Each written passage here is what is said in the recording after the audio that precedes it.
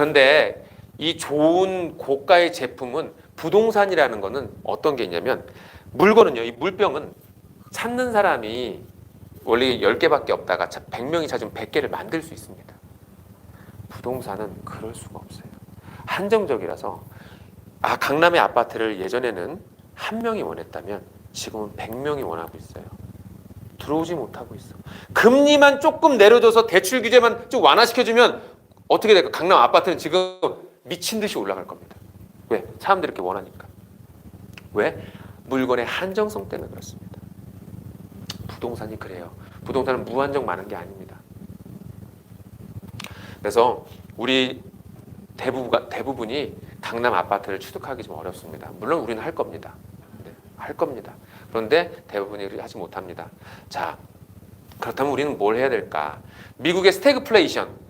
아까 스태그플레이션이 뭐라고 그랬죠? 경기는 안 좋아지고 있는데 물가는 올라가고 있어서 경제가 거꾸로 가고 있는 거예요. 위협으로 우리의 주택 수요 시장의 거품이 붕괴가 되면 어떡하냐라고 하는 우려가 있습니다. 여러분, 우리나라의 주택 시장의 거품은 얼마나 들어가 있을까요? 많이 들어가 있으면 안 되잖아. 많이 들어가 있으면 붕괴되는데. 그러면 일본의 잃어버린 30년과 같이 경제가 붕괴가 되면 어떡합니까? 고민이 있죠. 그러면 우리나라는 일본의 경제와 다릅니다. 그걸 좀 설명해. 그건 다음 시간이에요. 네. 일본은 프라자 협약부터 문제가 생겼고 대출을 과하게 해주기 시작하면서 부동산 거품이 무너진 겁니다. 그런데 부동산 시장의 거품이라고 하는 것은 기대심리입니다. 실질적으로 필요하지 않은데 기대심리에 올라갈 것 같으니까 영혼까지 끌어다 가는 겁니다. 그래서 우리는 부동산의 기대심리에 꼬랑지에 붙어 있으면 안 됩니다. 꼬랑지에 붙어 있으면 남이 다 빨아먹은 기대에 거기에 겨우 들어가는 겁니다. 그러니 꼭 내가 들어가면, 이런 사람도 있잖아요. 내가 들어가면 떨어져. 내가 하면 안 돼. 왜 나는 이럴까? 왜 그런지 아세요? 앞에 가지 못하니까 그래요. 남들이 다 이 공간에서도 남들이 산소 다 마시고 나갔더니 나중에 들어왔고 이 공기 답답하다 그러고 있어. 앞에 마신다 보니 건강하게 잘 듣고 좋은 얘기 듣고 갔는데. 그러려니 우리는 이렇게 경기 예측을 해야 돼요. 통계를 예측해야 됩니다. 그게 우리 경제를 바라보는 첫 번째예요. 이거 절대 광고해서는 안 됩니다. 자, 그러면 강남의 아파트가 아니라면 우리 차선책은 뭐냐? 자, 요 빨간 선이 이렇게 뭐 이렇게 올라가면서 서울의 매매건입니다. 그죠? 요 건이 요렇게. 그리고 아까 보셨던 것처럼 전국 매매건은 이렇게 아주 완만하게 올라갑니다. 전국 전세, 서울 전세만 이렇게 했는데 점점 벌어지고 있죠. 이렇게 서울이. 강남은 더 심해요. 강남은 더 심합니다. 네. 그런데 여기서 우리가 봐야 될 게 있어요. 뭘 봐야 되냐? 어떤 부동산이든 우상향을 하고 있다는 거 우리는 핵심적으로 봐야 돼요. 그래서 우리가 누구든지 부동산을 샀다고 하면 제가 볼 때는 올바른 투자는 하셨습니다. 근데 그거의 차이점은 뭐냐면 어떤 부동산은 조금 빨리 오를 것 같고 어떤 부동산은 좀 늦게 오르는 거의 차이야. 그리고 어떤 부동산은 출구 전략이 있습니다. 출구 전략이 뭐죠? 돈으로 만들 수 있는 전략이 있는데 어떤 부동산은 돈으로 만들 수 있는 전략이 없는 부동산이 있어요. 그거를 분별해만 내면은 우리는 부동산 투자에 굉장히 성공할 수 있겠다는 겁니다. 핵심은 뭐다? 출구 전략. 어떻게 가져갈 거냐? 사람들은 근데 출구 전략을 뭐라고 생각하냐면 안 팔리면이라고 생각해요. 팔려야지만 출구다. 그건 아닙니다. 내가 거기 땅에 대해서 부동산에 대해서 대출을 받을 수 있다면 돈을 뽑아낼 수만 있다면 그건 출구 전략으로 완벽한 겁니다. 왜? 현금화 시키는데 대출 받을 수 있으니까. 그죠? 자, 부동산 가격이 이렇게 올라가고 있다. 우리는 오늘 그래서 한 가지 믿음이 있어야 됩니다. 부동산이 가격이 올라가는 거는 내 경험으로 확신한다고 그랬습니다. 굉장히 큰 비유인데, 네. 여러분한테 이런 믿음이 좀 있어야 되고 대부분은 생각을 갖고는 있습니다. 그런데 왜 올라가는지 자세하게 생각하지 못하고 있어요. 그런데 오늘 지표를 통해서 좀 알려드렸죠. 자, 가장 확실한 차선책, 그것이 지금 우리한테는 최선책이 돼야 됩니다.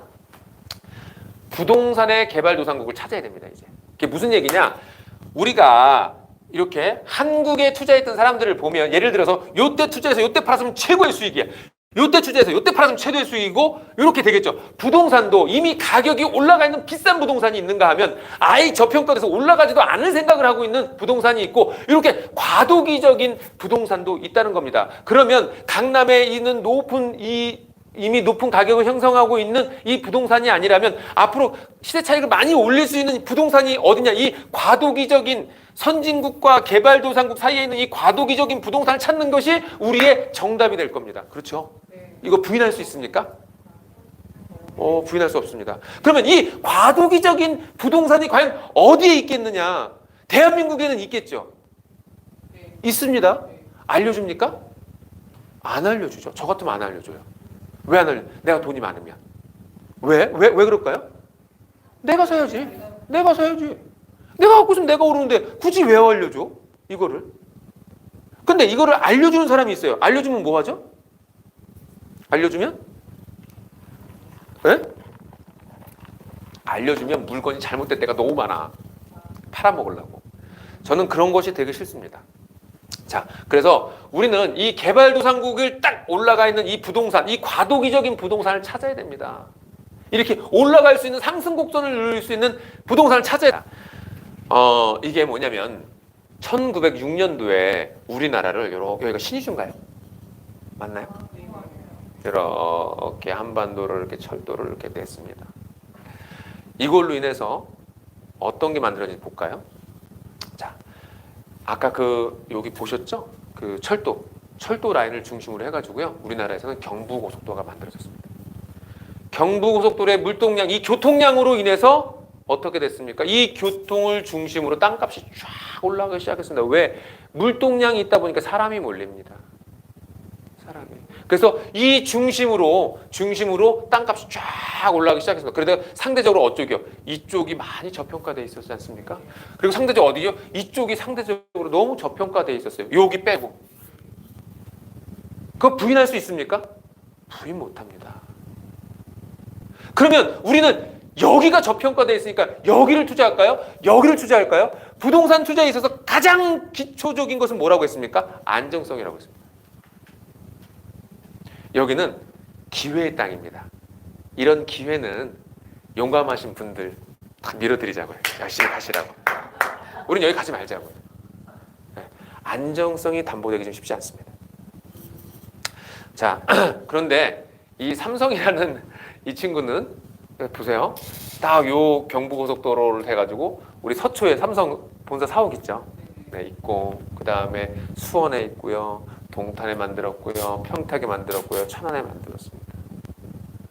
왜 삼성을 제가 여기다 만들었냐면 삼성이 어마어마하게 경제 발전을 이뤄내고 있습니다. 삼성에서 고용이 어마어마하게 진행이 되고 있습니다. 자, 우리 한번 볼까요? 삼성에서 우리나라에 뭘 갖고 있냐면 반도체 공장을 갖고 있어요. 반도체 공장을 갖고 있어서 한 명을 고용을 합니다. 그럼 이 사람의 연봉이 1억이 넘어요. 한 명의 연봉이 1억이 넘어요. 그럼 배우자를 데리고 오겠죠.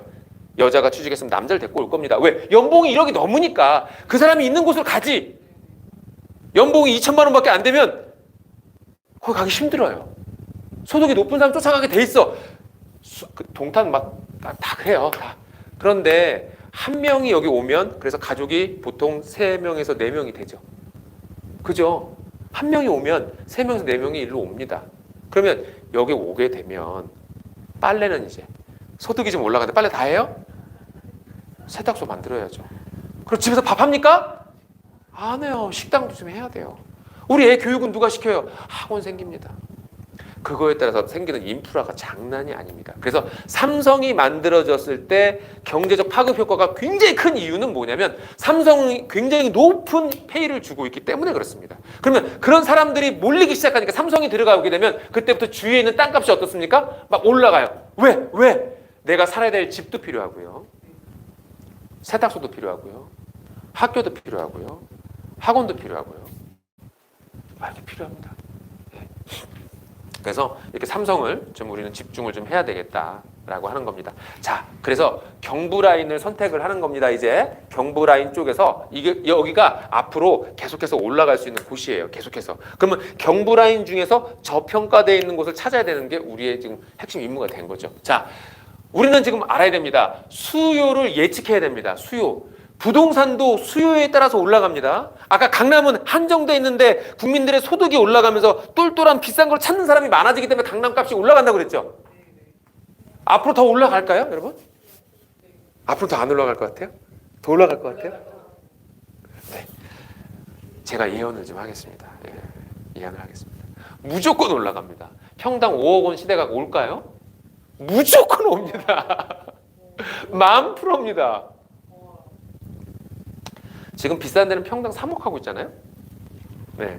지금 강남에서 30억, 40억짜리 집을 샀다고 하면 비싼 집이라고 안 해요. 그냥 그냥 좋은 집이구나 이렇게 해요. 근데 강남에서 80억짜리, 100억짜리 집들을 이제 사람들은 삽니다. 주위에 이제 안 사셔서 본인들이 안 사셔서 좀 모르실 수 있지만, 네, 이제는 강남으로 가면 80억, 90억짜리 집을 삽니다. 가격은 계속해서 올라가요. 많은 부지를 하는 것이 아니고 아까 그 LG 시그니엘도 100억 한다고 그랬잖아요. 네, 평당 이제 올라갑니다. 계속해서. 네, 이 수요. 그래서 우리의 수요는 어디에 있냐? 삼성과 경부라인 우리가 그걸 쫓아가야 됩니다. 그러면 삼성만 있냐? 현대도 있고 대우 위니아도 있고 SK도 있고 물론 다 있어요. 다 있어요. 그런데 경부라인에 붙어 있는 거 보니까 삼성이더라고. 삼성은 어떻게 경부라인에만 해요? 네, 또 왜 삼성인지 또 말씀드릴게요. 네, 이거 대기업 따라가야 된다는 거. 왜? 수요가 계속해서 있으니까. 대기업을 쫓아가야 되는 이유가 있죠. 왜냐면 조그만 소규모 농공단지, 뭐 산업단지 만들어진다고 하면 그 인근의 가격이 좀 올라가긴 합니다. 그러죠. 근데 이렇게 많이 올라가진 않아요. 왜 그럴까요? 농공단지에서는 소득이 이렇게 많지 않아요. 근데 삼성은 그렇게 많은데 다 1억 넘게 줘. 야, 그것도 좀 신기해요. 그죠? 그러니까 소비 패턴이 확 높아집니다. 예.